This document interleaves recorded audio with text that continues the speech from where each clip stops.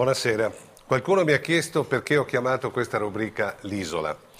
Con una informazione ingessata e inginocchiata sui poteri forti economici e politici, in cui i fatti non contano più, questo spazio che Telepordenone mi ha graziosamente concesso ha l'ambizione di parlare chiaro, senza infingimenti e senza scopi nascosti. Per cui questa vuole essere un'isola di informazione pulita che mette in fila i fatti, non le opinioni, i fatti, senza barare. Se vogliamo ridurre tutto in uno slogan che spieghi l'isola di Telepordenone, questo potrebbe essere conoscere per deliberare. Se non si hanno gli elementi per capire certe realtà a causa di un'informazione deformata, che ci viene propinata giornalmente, spesso accettiamo delle scelte che sarebbero inaccettabili in qualunque democrazia occidentale. Altri ancora mi hanno accusato di fare spesso del bieco anti-berlusconismo. Certo, nell'isola si criticano anche vigorosamente le scelte di Berlusconi, ma Berlusconi non è un signore incontrato al bar.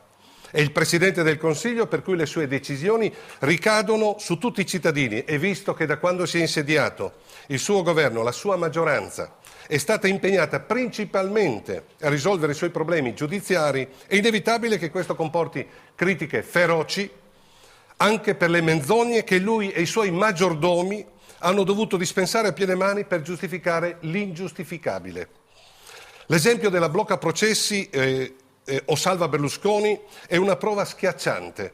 Dopo l'approvazione del lodo Alfano, che rende immune il Cavaliere da tutti i reati passati, presenti e futuri, questa norma aggiunta in modo truffaldino sul pacchetto sicurezza, non servendo più al capo, viene svuotata e quindi resa innocua, e tutte le giustificazioni che per settimane ci avevano dispensato i vari Cicchito, Gasparri, Bonaiuti, Bocchino e via cantando, ovvero l'indispensabilità di questa legge per risolvere i problemi della giustizia, scompare, si affloscia, è venuta meno.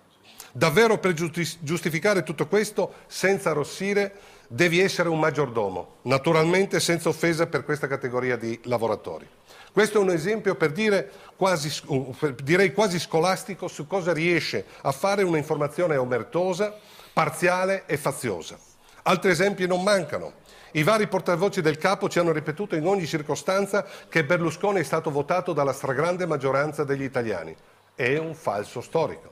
È una bugia grande come una casa. Perché? Perché Berlusconi e il suo popolo delle libertà è stato votato dal 47% dei votanti. Vuol dire che cosa? Che non è la stragrande maggioranza, però ripetuta più volte diventa vera. Altro esempio di informazione faziosa: i problemi economici di una grande fetta di cittadini sono risolti? E vi ricordate l'enfasi sui salari e sulle pensioni troppo basse che facevano diventare la quarta settimana un dramma?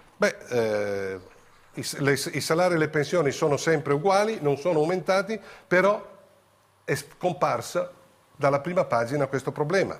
Pochi ricordano il ritornello usato durante il governo Prodi: Visco era dipinto come un Dracula che succhiava il sangue al contribuente. Dicevano a Tremonti e Brunetta: bisogna abbassare drasticamente le tasse troppo alte per far ripartire l'economia, bisogna abbattere la pressione fiscale, altrimenti la domanda interna non si muove.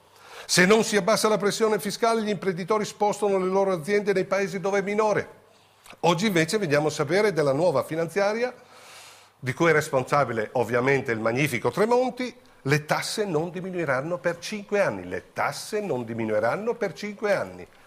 E questi tromboni che ci avevano fatto una testa così, dicendoci che le tasse, se vinciamo noi, le tasse devono essere abbassate, l'economia langue, non c'è più Dracula, non c'è più Visco, e le tasse non calano. Perché?